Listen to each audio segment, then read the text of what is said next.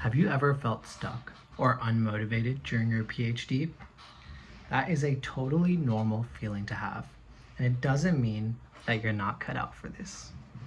In this video, I'm going to share with you some practical, science-based strategies to help you stay motivated and push through the toughest parts of your PhD. The first thing you need to keep in mind is that the PhD is a marathon, not a sprint. There are so many different things that could cause you to lose motivation. Your experiments couldn't be working, you're not getting any feedback, you're feeling imposter syndrome, you're burning out because of work-life imbalance, and those are totally normal feelings to have. And honestly, most PhD students experience these feelings. So how do we stay motivated when these things happen to us? So motivation is linked to dopamine, and we kind of call it the molecule of motivation or drive. And something that I learned from Dr. Andrew Huberman's podcast is that it's not just a reward chemical.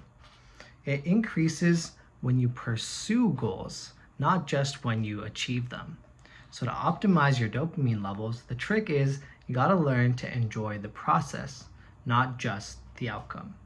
Now that's easier said than done, and now I'm going to get into some practical strategies on how to stay motivated.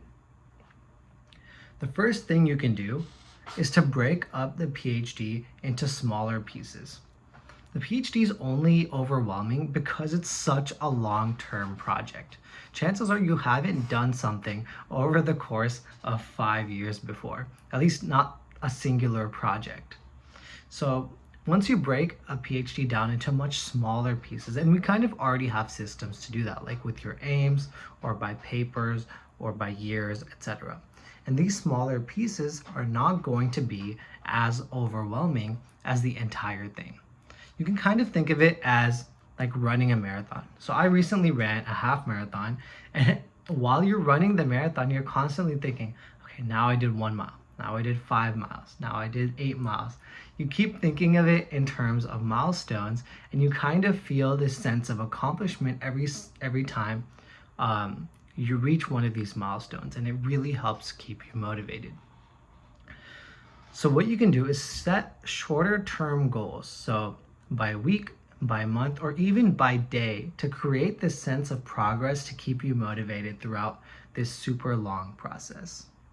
So an example of doing this would be when you're writing down the goals that you want to accomplish. Instead of writing a super long-term goal, like writing my thesis, the goal can be, broken down into smaller pieces. So your goal can be, today I'm going to write 1 paragraph of my thesis. And that's going to make it a lot easier to keep up your motivation to get the whole thing done. The next thing you should do, kind of following along from my previous point, is to track your progress. Honestly, most of the time you don't even realize how much progress you're making during your PhD. So to keep track, I like to use the tool Notion to keep track of my daily tasks. And I really like it because it has this checkbox feature. And honestly, it just gives me a little like dopamine hit every time I do something and I click the box and it shows up as this blue check mark. And what that's called is dopamine stacking. And it's the idea that having multiple sources of dopamine gives you like a bigger dopamine hit. So not only am I getting the dopamine hit from finishing the task itself, I'm getting an extra hit by clicking my little checkbox right after I do it. It's this same principle that's the reason why that, for example, when you listen to music while you work out, it feels more enjoyable. You'll get a higher dopamine hit than if you work out without the music. So the second reason why I really like using something like Notion is that it lets me see all the work I've done over the week. So the way my to-do list is structured is I have certain tasks that I want to do for every single day of the week.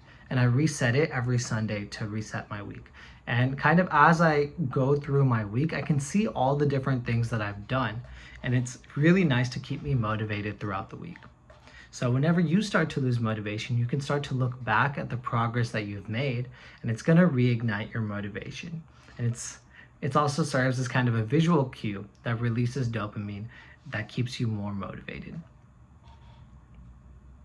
The next thing you can do to keep up your motivation is to remind yourself why you're doing the PhD. Is there some kind of long-term goal that you have in mind? Is it the passion that you have for research? Is it a specific career goal? Or is it just personal growth? Chances are you have a bigger goal, and if you don't, think about it. Because keeping a bigger picture in mind helps a lot with motivation, because it attaches personal meaning to the specific task that you're doing. For example, if you're running this super boring assay, right? But if you attach personal meaning to it, if you're thinking oh, this is like one step forward in me getting to the career that I want, you're gonna be way more likely to want to do it. What you're doing is creating a mental shift. You're changing your mental framework from I have to do this to I get to do this to achieve my goal. And that's a super powerful shift in your mindset that's going to keep you motivated throughout the PhD. You also need a support system. The PhD can be super isolating, especially if you're running your experiments by yourself and writing by yourself. So it's really important to have social connections. So I really recommend joining some kind of community. So it can be your lab mates, it could be an online group, it could be a campus organization. I do all of these things, and it turns out that social connection increases your dopamine and serotonin levels, and those increase your long-term motivation. And a specific thing you can do to really help with your motivation is to have an accountability partner, just to make sure that you're on track to achieve your goals. So this can be a friend, girlfriend, boyfriend, etc. But just kind of checking in with someone about your goals is important, because you're going to have the motivation to not be that guy who you're going to feel like you let the other person down by not sticking to the thing that you said you would do.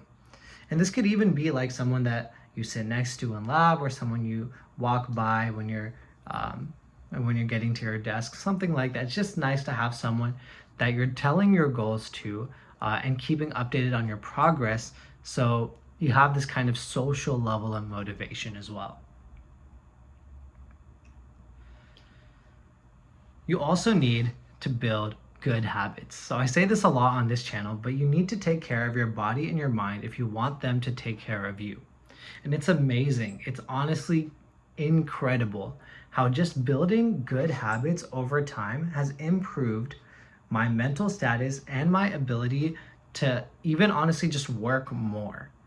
So you just lock in your sleep, lock in your diet, lock in your wake up time, and have a routine that you like and that you can stick to.